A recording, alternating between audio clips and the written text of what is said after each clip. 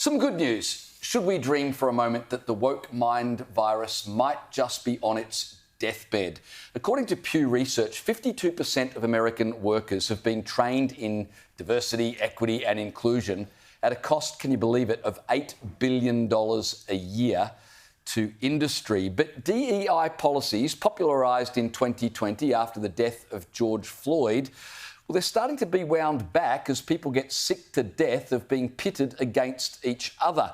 Walmart is the latest corporation to announce they are completely abandoning DEI policies. And this is not a tweak, this is an absolute overhaul of all of their policies. Here's what they've announced. They've announced that they will close down their Equity Racial Centre, which they established in 2020 at a cost of $100 million. That's gone.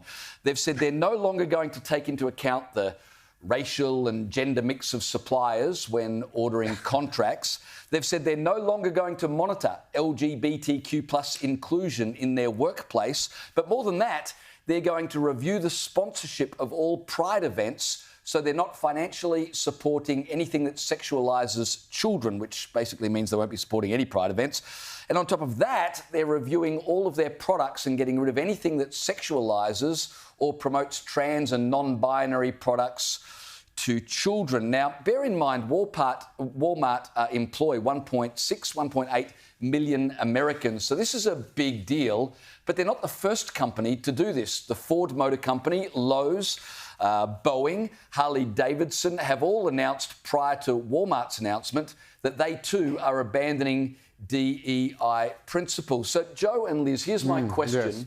Is this because of Trump, or was this already happening and Trump kind of tapped into a groundswell that existed already and is growing stronger, not just in America, but maybe here in Australia as well? Dare we dream? I think this was definitely already happening as these companies just came to bear with what they were actually doing and going, what are we getting out of this? It's certainly not floating with our base. On top of the companies that you've already listed, there's John Deere, Tractor Supply, Molson Coors, Jack Daniels. I think they've just realised we're spending all these money on this DEI initiatives. It's simply not floating with our customer base. And perhaps just the general question of, what are we doing this anyway? Like, John Deere is a tractor company. What interest do you have in DEI, in preaching to people, whether it be your employees or your clients, your customers, about this kind of thing? Also, what helps really get this on the nose is a new study by a place called Network Contagion Research Institute, NCRI, in America. They've done some study on these DEI practices, which are very prolific, not just in workplaces, but in schools, in universities, very much in America, and as we know, here in Australia as well. So here's the guy who headed up this study. His name is... How do you know it's a him, Liz? Finkelstein. He said what we did in this study was we took a lot of these ideas that were found to still be very prominent in a lot of these DEI lectures and interventions and training, and we said, well, how is this going to affect people? What we found is that when people are exposed to this ideology, what happens is they become hostile without any indication that anything racist actually happened. These findings from this research were so shocking and forceful that the authors automatically, they'd use 324 participants in the original piece of work, in which they gave some people just a completely race-neutral piece of text on corn of all topics to read, and then they gave other participants these really race-baity articles by well-known Kendi and D'Angelo, who are really big on all things racism.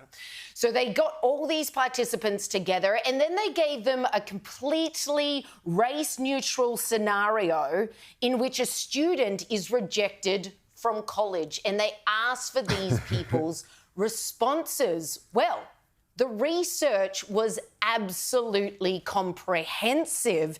The implications of these findings can simply not be downplayed.